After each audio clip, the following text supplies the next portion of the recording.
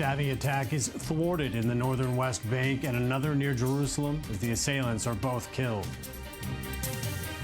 The Belgian capital remains on lockdown as the terror alert is raised to its highest level over reports of an imminent threat. And Hong Kong went to the polls Sunday for the first time since the huge pro-democracy umbrella movement.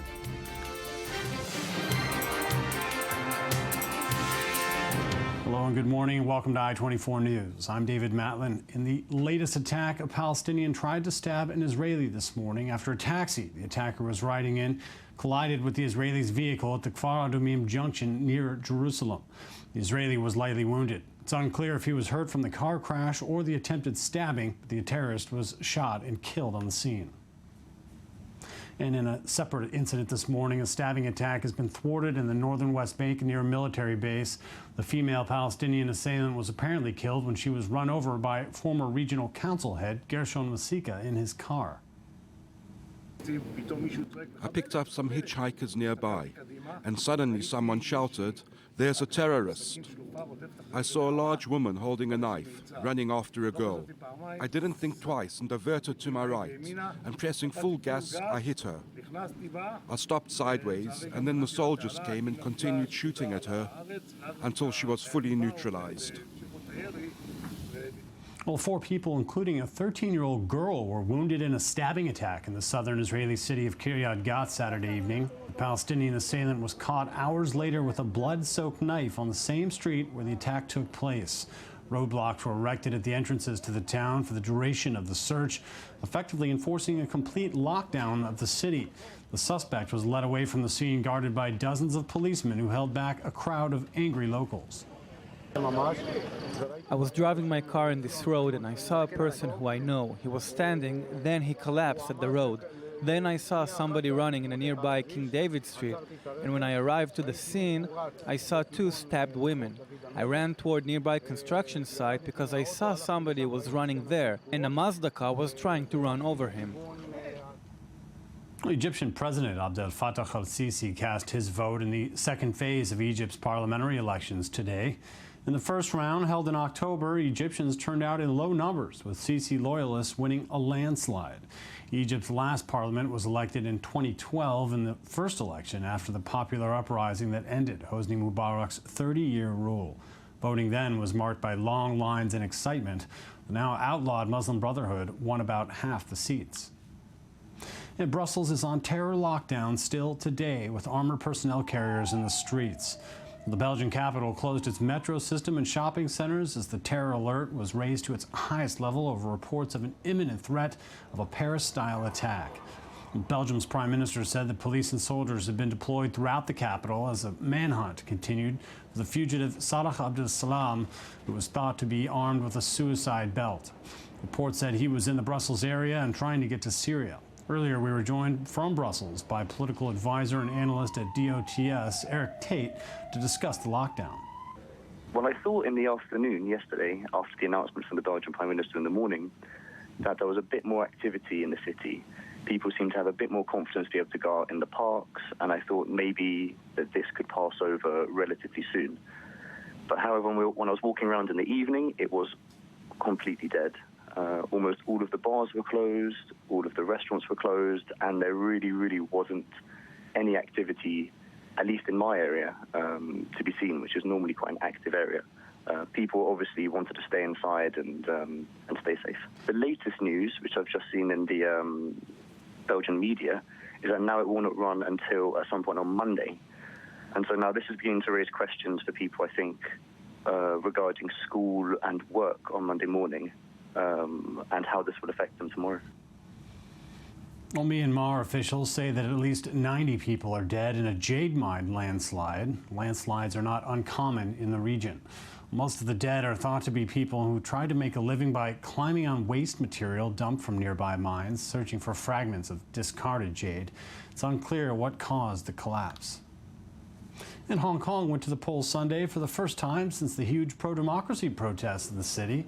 The spotlight is on the district elections to gauge whether support for the democracy movement can translate into votes and bring change to the political landscape.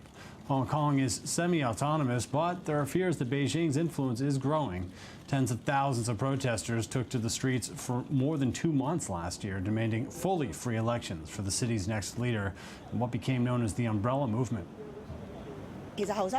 Young people can do it. We have to give them our confidence. Will this bring us big changes? I don't have such a great hopes, and I don't think this will change our society immediately.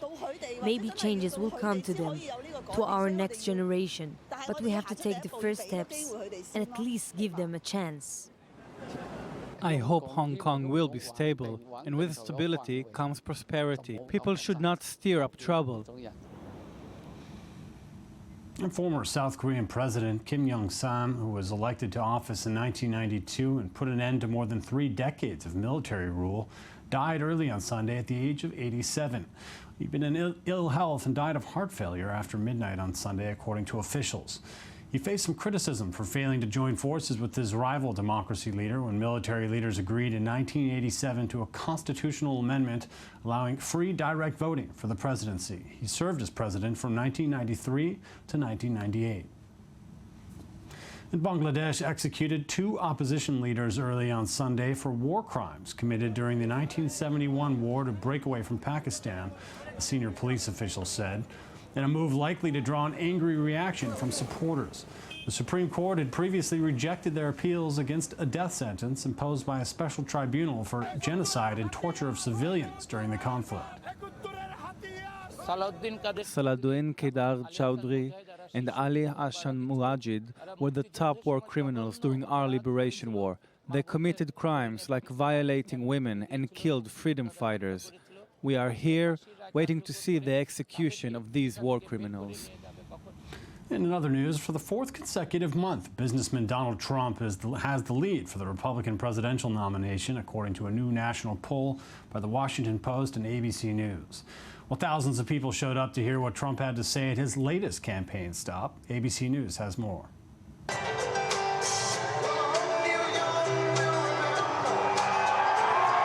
Making an entrance to Sweet Home, Alabama, Donald Trump kicked off his Birmingham visit with a promise. And we're going to have a lot of fun, and then I'm getting you out to those football games. Then a serious message about security. Trump clarified comments made earlier this week about a Muslim database. I want surveillance of certain mosques, okay? If that's okay. I do want surveillance. I will absolutely take database on the people coming in from Syria if we can't stop it, but we're going to. Trump also touted his immigration plan. We have to establish borders and we have to build a wall. We have to build a wall. Which sparked cheers. And it'd be rare if this real estate mogul didn't touch on the economy. I will be the greatest jobs president that God ever created. It's a message resonating with Alabama voters. I am all for Trump for president. I like what he says. Including some Democrats. He's different. He's not a politician, and I'm just curious what it would be like with him, even though everyone tells me I shouldn't. Even Alabamians not usually interested in politics. Yes, this is my first political rally. I wouldn't come to any political rally, really. If it weren't Trump, I wouldn't come. I didn't vote in the last election, but I plan on voting this election. The polls will tell all in Alabama's primary March 1st. Now with some sports news, Roger Federer set up a showdown with Novak Djokovic when he beat fellow Swiss Stanislas Wawrinka 7-5, 6-3 in their semifinal at the ATP World Tour Finals in London Saturday. The 34-year-old 6-time title holder fell 4-2 behind in the opening set, but won 4 consecutive games to move ahead for good. World number 3, Federer has reached the final of the year-ender for the 10th time, but has not won the title since 2011.